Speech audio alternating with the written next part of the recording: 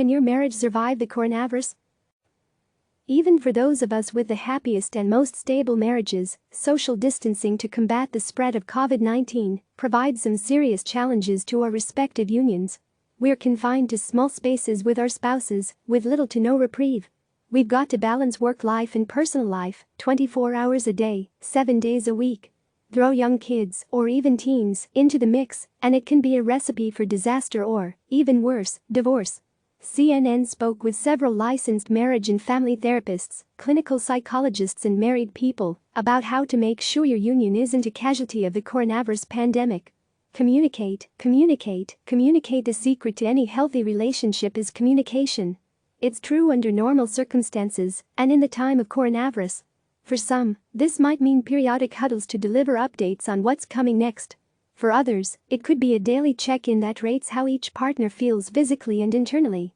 Michele Weiner-Davis, a marriage and family therapist in Boulder, Colorado, said it doesn't matter as much how couples communicate during a coronavirus shelter-in-place, but simply that they try to do so. The biggest challenges I've faced so far are the cases in which both spouses are looking at what's going on with different lenses. One person thinks the sky is falling, and the other thinks people are making a big deal about it, said Weiner-Davis, who also has a busy teletherapy practice. When people have different perspectives, they have different ideas of what needs to be done, and the only way to work around that is to communicate. Embrace space. Most spouses spend the bulk of every day apart. At least one partner leaves the house to go to work. Now, however, due to companies ordering employees to work from home and government-mandated lockdowns, both partners are required to spend almost all their time under the same roof. Particularly for couples who live in smaller homes, this scenario can make it feel like neither partner has much or any personal space. For this reason, many experts suggest acknowledging the importance of alone time. Barlas, a therapist in upstate New York, said she tries to teach members of a couple to identify whether they are individuals who need a partner to engage them in order to regulate their own emotions, or individuals who find comfort in regulating on their own. It is important that couples know where you fall in these two categories so that you don't end up assuming your need for regulation is actually your partner's need, she said. If you know your partner is an auto-regulator, then you shouldn't pursue them or engage them, Barlas said. Once you regulate yourself, engaging in reflective listening can be a good way to eliminate causes for friction and use that as an opportunity for greater understanding and learning about one another. Put differently, Barlas said the best way to get through a tense situation with your partner during the next few weeks might be to put on headphones and meditate or sit quietly in a corner. Sometimes, she said, all you need is a quiet spot at your house for 5 minutes. Keep it light in the days following government pleas to engage in social distancing. You might have seen a tweet from writer and editor Molly Tolsky suggesting that partners suddenly forced to work from home together should create an imaginary co-worker on which to blame disagreements. Pro tip for couples suddenly working from home together, tweeted Tolsky. Get yourselves an imaginary coworker to blame things on. In our apartment, Cheryl keeps leaving her dirty water cups all over the place, and we really don't know what to do about her.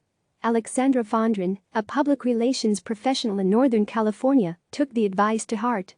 Immediately, she and her husband started scapegoating Cheryl for all the things one of them did to annoy the other. I never realized Cheryl was such a chocoholic, Fondren wrote in a recent email, her tongue firmly planted in her cheek. I've heard it's an easy affliction to hide, but the empty wrappers that are littered throughout the office are illuminating, mainly because none of their contents were once offered to her co-workers. Other partners have found solace in sharing stories of work-related video conferencing gone wrong. Some have even embraced COVID confessions, a Friday night social media phenomenon through which people share truths about their lives they'd kept secret until the pandemic. Establish routines. Nobody is quite familiar with the new normal of social distancing yet, and with news about the pandemic changing rapidly, every day brings with it a new reality. Amid this constant tumult, Lee Miller, a marriage and family therapist in West Los Angeles, said it's wise to create new routines to give life meaning and purpose beyond the mundane. Specifically, Miller said to assign roles for each day. Who cooks, who cleans, who answers the phone, and so on. This is not even close to a typical situation, which means there are a number of different roles both partners are going to have to play while they're working through the current reality, she said. It's critically important to schedule time to sit down and talk about what your expectations are of each other during this time.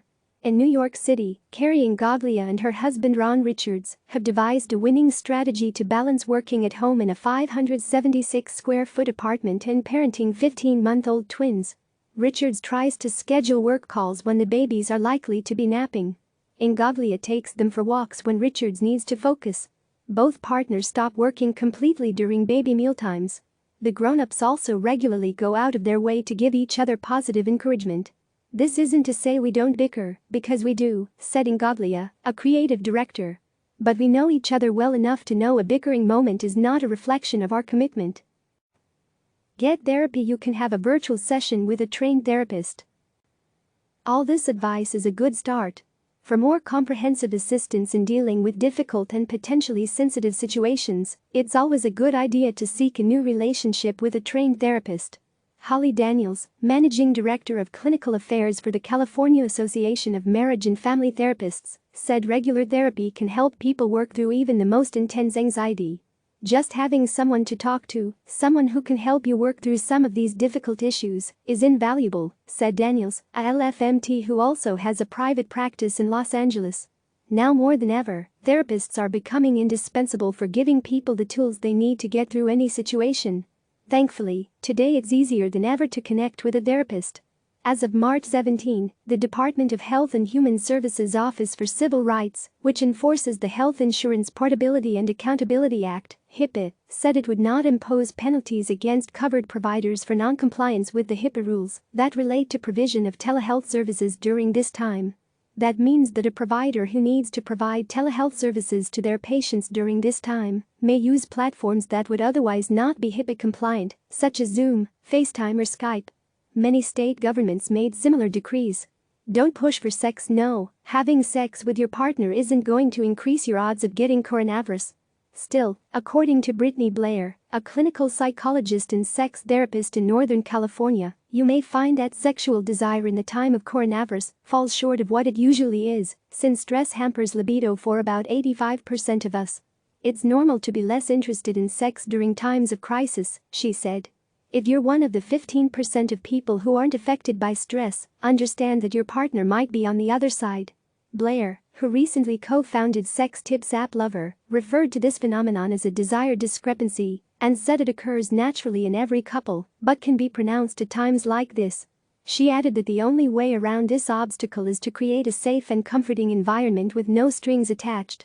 Specifically, Blair noted that nagging or shaming your partner into sex will leave both parties feeling low. Play it the wrong way, and the partner with more desire ends up feeling rejected, while the partner with less desire feels blamed, she said. The last thing any of us needs right now is added stress. Focus on the little things. It's easy to become overwhelmed with existential dread in the face of this pandemic, which changes daily. This panicked state only further complicates your relationship with your partner. Instead of allowing yourself to be triggered, take a deep breath and focus on the little things, especially those you can appreciate with your spouse. Rob Batt, a writer in Seattle, says he and his wife, a mental health counselor, have done just this, embracing the extra time they get to spend together by living in a region that issued shelter-in-place orders earlier this month. "We used to dine out more frequently. Once this thing started, I have been making pizza from scratch," Batt said. "We used to watch the news over dinner, but now we turn off the TV and just talk." Batt continued. "Most of the time we just have these moments of gratitude for some very basic things we get to do together, and we hope that we'll all be able to get through this horrible thing sooner rather than later." Daniels, the therapist, added that sometimes even the simplest gestures can set the tone. Simply taking the time to stop, look at your partner and tell them thank you can make a huge difference, she said. If you feel unsafe, of course, there's another aspect to being stuck in the house with a spouse, one that can be gravely serious depending on the situation. If you have been a victim of domestic violence, no lockdown or quarantine is more important than your health. Police and other emergency response services are operating as normal, and if you are worried about personal safety, be sure to call authorities immediately. The domestic violence hotline is 800-799-7233, or go to the hotline. Matt Villano is a freelance writer and editor who lives in Northern California. He is on lockdown in his 1,740-square-foot house with one wife, 3 daughters, and 2 cats. Click subscribe to receive the latest news.